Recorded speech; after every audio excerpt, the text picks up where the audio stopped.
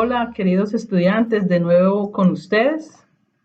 Como siempre, los saludo en Cristo Jesús y esperando que estén bien y que hayan podido leer un poco y hayan podido, digamos, ampliar la información.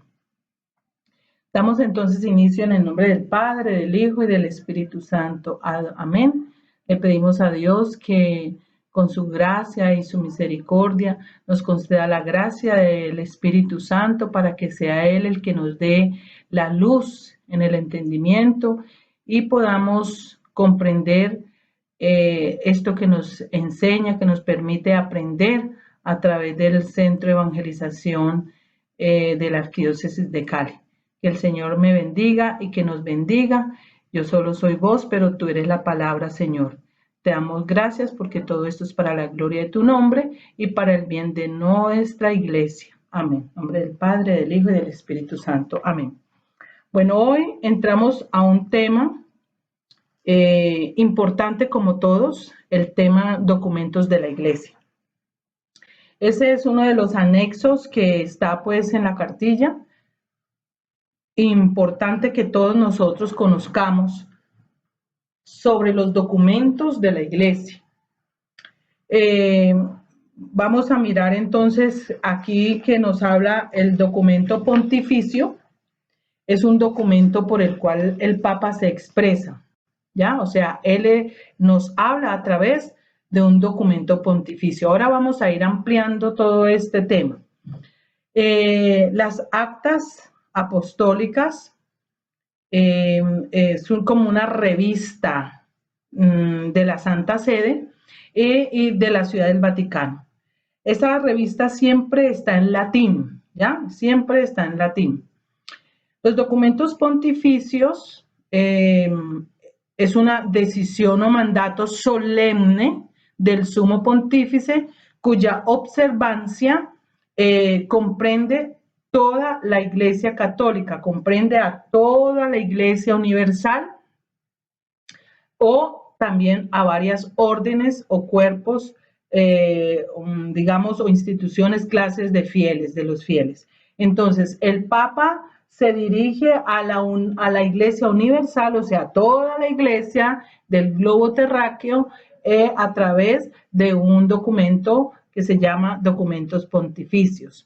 O puntualmente cuando se dirige a una comunidad directamente, ¿cierto? O a algunas clases de fieles. Miremos entonces la Constitución Apostólica. Estos documentos son la forma en común o la forma más común en la que el Papa ejerce su autoridad petrina. Petrina porque viene de Pedro, recuerden lo que les he dicho. Esa Constitución Apostólica también es considerada directamente la ley papal. A través de esta Constitución, el Papa promulga o anuncia leyes concernientes a nosotros los fieles.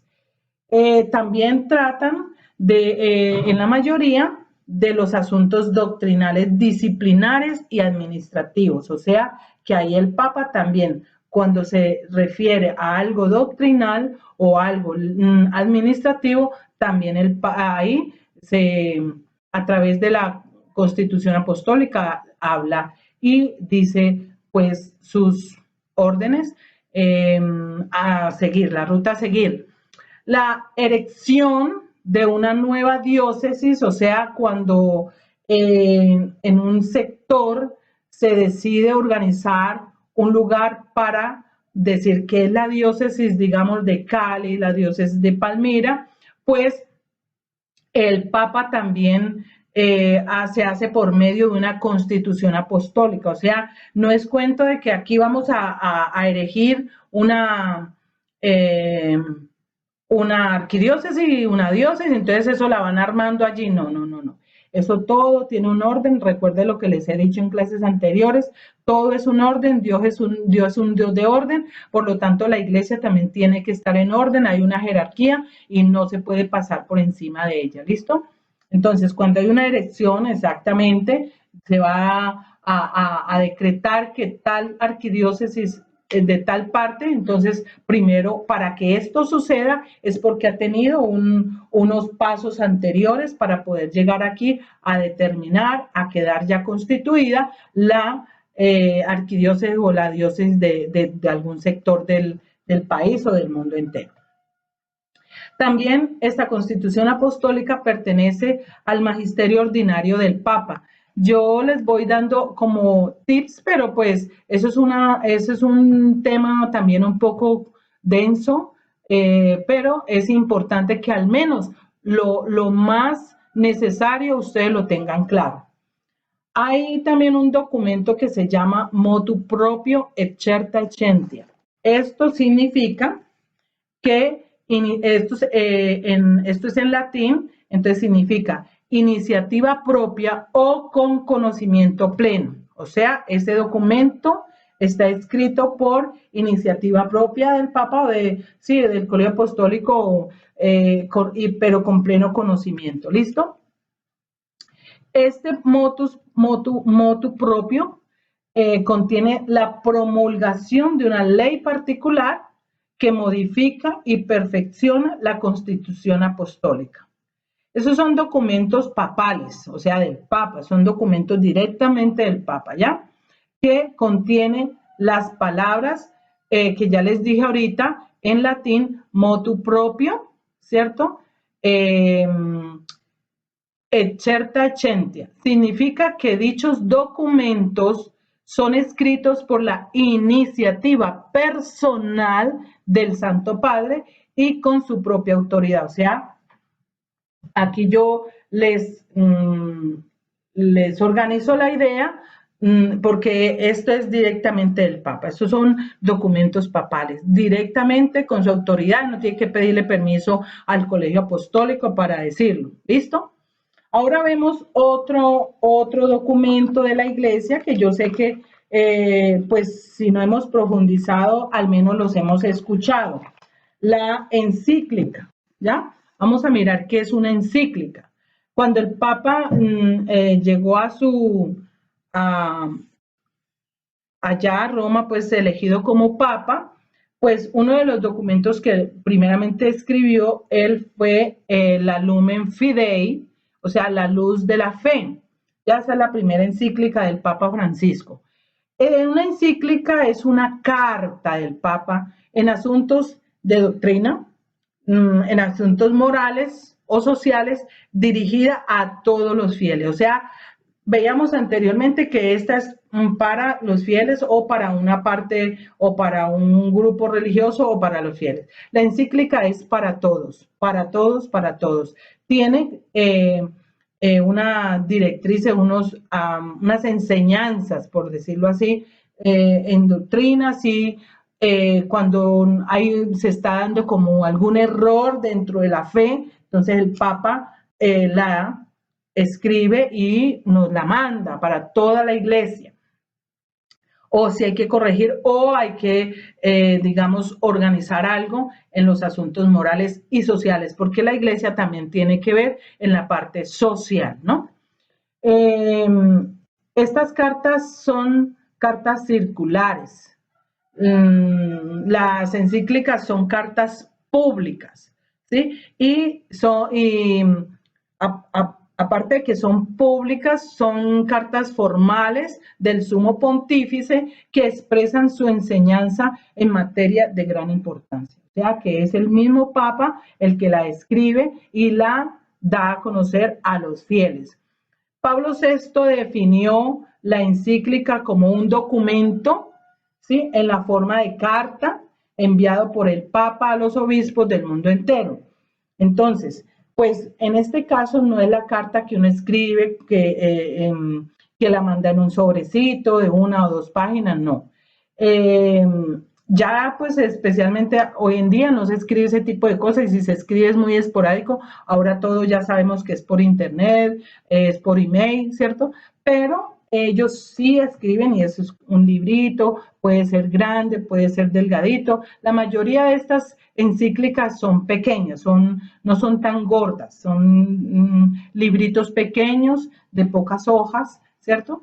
Que ya, como les dije, son dirigidas por el Papa a los obispos del mundo entero, a cada diócesis, a cada arquidiócesis.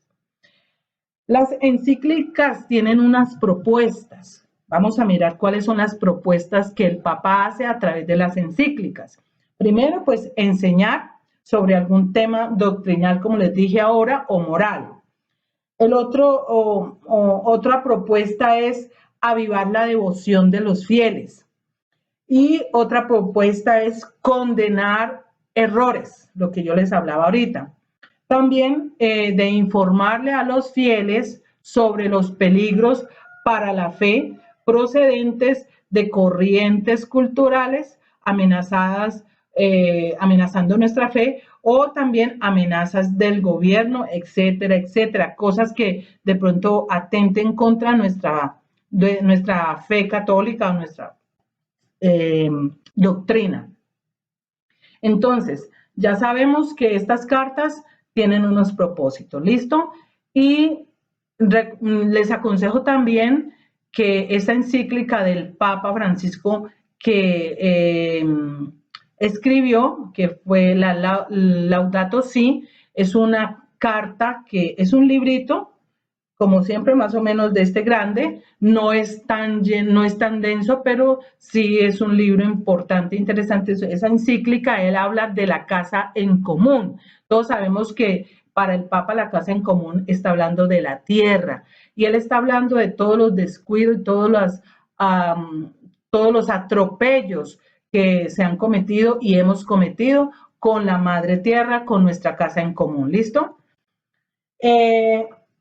Por definición, las cartas encíclicas formalmente tienen el valor de enseñanza dirigidas a la Iglesia Universal. Eso ya se lo dije, pero vuelvo a ratificarlos para que les vaya quedando como un poquito claro de qué esos documentos y cuál es el fin de esos documentos.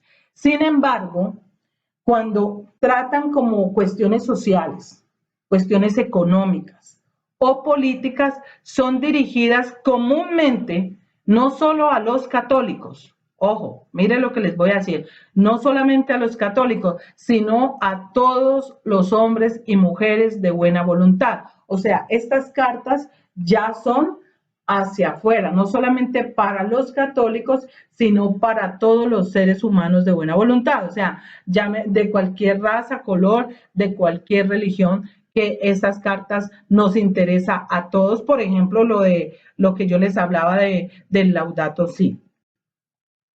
Debido al peso y verdad que contienen estas cartas apostólicas, todos nosotros, los fieles, debemos concederles a las encíclicas un asentimiento, una obediencia y debemos concederles respeto. O sea, esas cartas apostólicas, lo que nos escribe el Papa para direccionarnos, para enseñarnos, para corregirnos, nosotros tenemos que aceptarlas. O sea, darles el asentimiento, decirles el sí, aceptamos lo que tú estás diciendo o está usted, el Santo Padre, hablando a través de esta encíclica.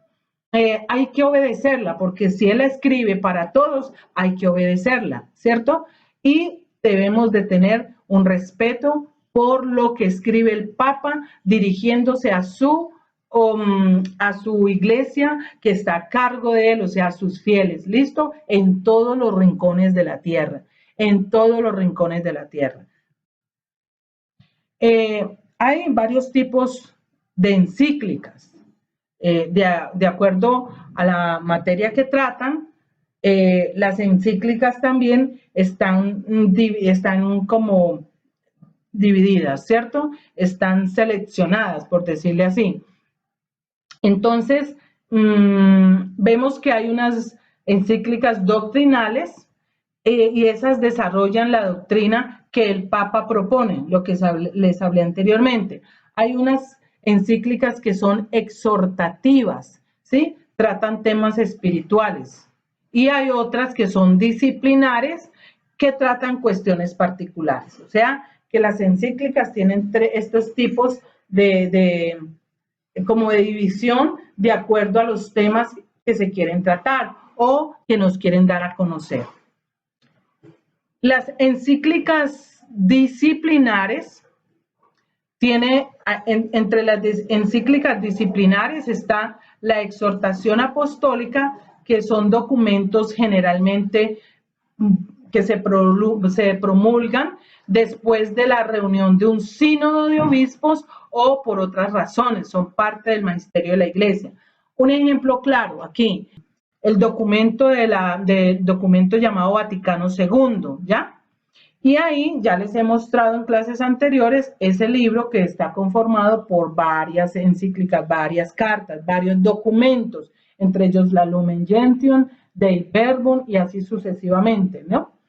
La carta apostólica está dirigida a grupos específicos de personas, o sea, a grupo, digamos un grupo religioso, entonces a ese grupo religioso se le dirige, o digamos que el Papa se dirige a la iglesia de Cali, entonces le envía una carta apostólica al arzobispo de Cali, entonces son cartas puntuales para temas específicos a grupos específicos. Estas también pertenecen al magisterio ordinario, ¿ya?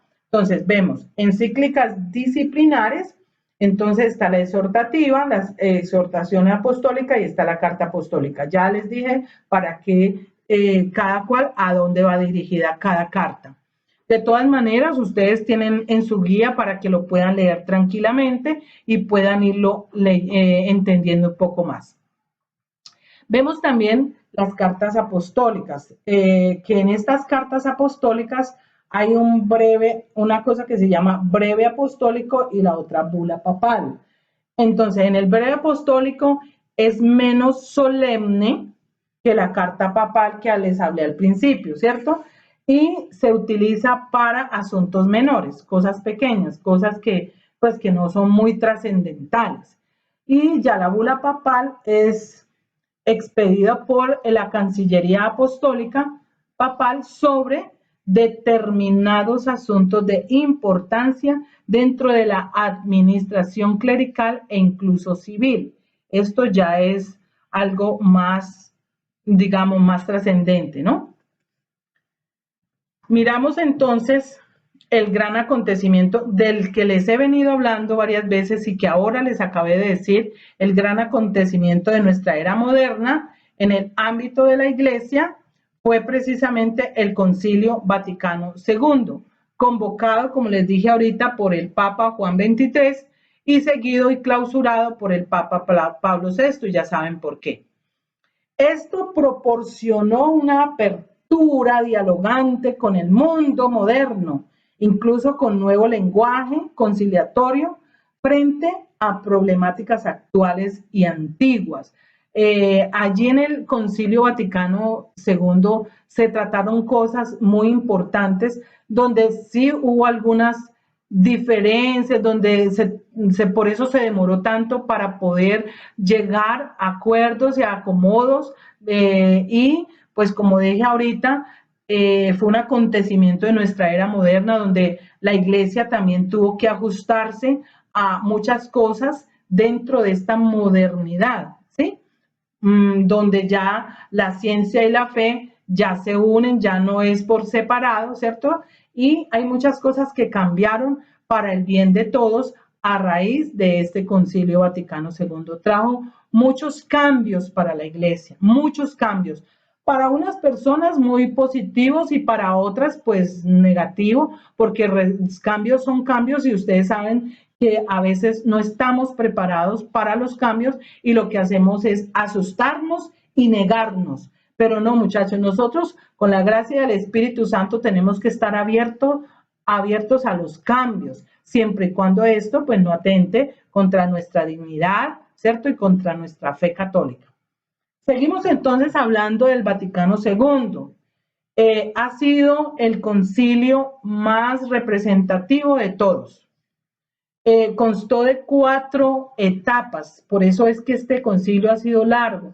4 etapas con una media de asistencia de unos, más o menos, dice los que saben, entre 2.000 padres conciliares, más o menos 2.000, algo así, de padres conciliares procedentes de todas partes del mundo y de una gran diversidad de lenguas y razas. O sea, en ese concilio hubo, imagínense cómo sería de grande para ver más o menos 2.000 padres conciliares, arzobispos de todos los lugares del mundo, ¿ya?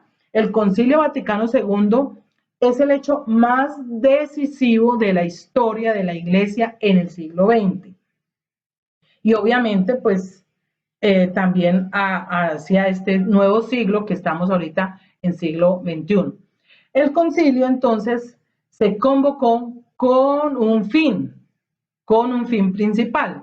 ¿Cuál fue ese fin de promover este concilio? Pues precisamente, como les digo, promover el desarrollo de la fe católica. Hay que promover ese desarrollo, que no se quedan como muchos cambios. Por ejemplo, la iglesia celebraba antes la misa en latín y por lo tanto, pues como mucha gente acá no entendía el latín, pues se ponía a hacer otras cosas dentro de la misa, ¿cierto? Entonces como que todas esas cosas tuvo que la iglesia hacer unos ajustes por el bien de todos, muchachos, fue por el bien de todos. Entonces se buscaba ese promover la fe católica y lograr una renovación moral de la vida cristiana en los fieles. También el adaptar la disciplina eclesiástica a las necesidades y métodos de nuestro tiempo, lo que yo les decía ahorita, la iglesia se fue ajustando a la modernidad, todo con el fin de buscar y promover para que todos estuviéramos bien. Como digo siempre, no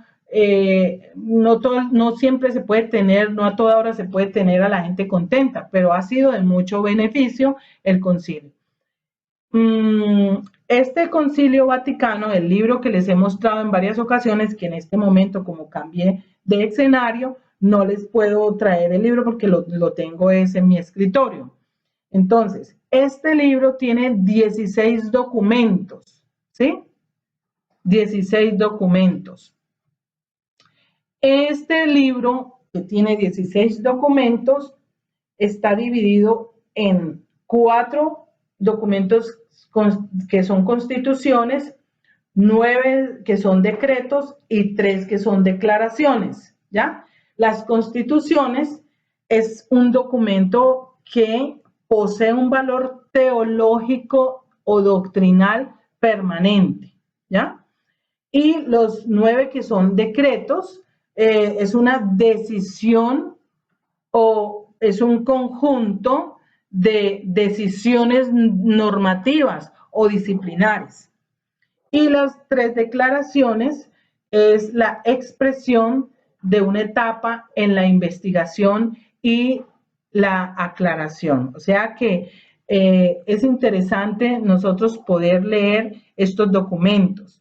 Cuando ustedes consigan, si no lo han conseguido, el documento, el libro del Vaticano II, yo les aconsejo leer la Dei Verbum. Lean ese documento interesante, o sea, si lo pueden leer poco a poco, todo sería interesante, pero la Dei Verbum es muy importante que nosotros como cristianos, como fieles, la podamos leer. ¿Listo?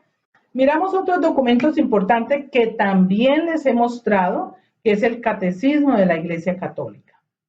El catecismo contiene la exposición de la fe de la Iglesia y de la doctrina católica, atestiguadas e iluminadas por las Sagradas Escrituras, la tradición apostólica y el magisterio eclesiástico. O sea, el catecismo de la Iglesia Católica está por decir algo, soportado en las escrituras, en la tradición apostólica y en el magisterio. ¿Listo? Entonces tampoco es una cosa, pues, una invención a la loca, sino que es un documento muy importante. Ahí por lo menos ustedes tienen en la primera parte del catecismo la explicación del credo, ¿ya? De las verdades de nuestra fe. Entonces, ese documento también es muy importante. Yo les he dicho, la Biblia, el Vaticano II y el Catecismo de la Iglesia son 3 libros que debemos tener a mano siempre. También está el Código del Derecho Canónico, que ese pues no es para que lo tengan ustedes ahorita. Eso es cuando uno va a estudiar, digamos, derecho, sí, vamos a estudiar las leyes y, por ejemplo, los abogados eclesiásticos también, y todos los abogados tienen el derecho canónico, el Código del Derecho, y nosotros derecho canónico, y ahí se habla, pues, un conjunto ordenado de normas jurídicas, que en este momento nosotros no nos vamos a meter en ese cuento, ¿cierto? Pero es importante que sepan que existe un libro o un documento que se llama Código de Derecho Canónico, ¿cierto? Que regula la organización de la Iglesia Latina, ¿sí? La jerarquía de gobierno, los derechos y las obligaciones de los fieles, los sacramentos y las sanciones que se establecen por la contravención de esas normas. O sea que hay unas normas que cumplir también para la Iglesia y si no se cumplen, pues también habrá pues ciertos inconvenientes. Bueno, ¿qué más les digo yo de esto? Pues lo que siempre les repito, leerlo, este tema es amplio. Yo solamente, pues como siempre, les doy una abreboca, una explicacioncita, como para cuando ustedes lean, ya recuerden y puedan tener algo más claro. De todas formas, subrayen allí. Muchachos, Dios los bendiga, que sigan estudiosos, muy estudiosos. Han escogido la mejor parte, como le dijo Jesús a María, le dijo a Marta, María ha escogido la mejor parte, ustedes y yo hemos escogido la mejor parte, que es prepararnos para poder dar razón de nuestra fe. ¿Listo? Nos vemos en la próxima clase. Chao.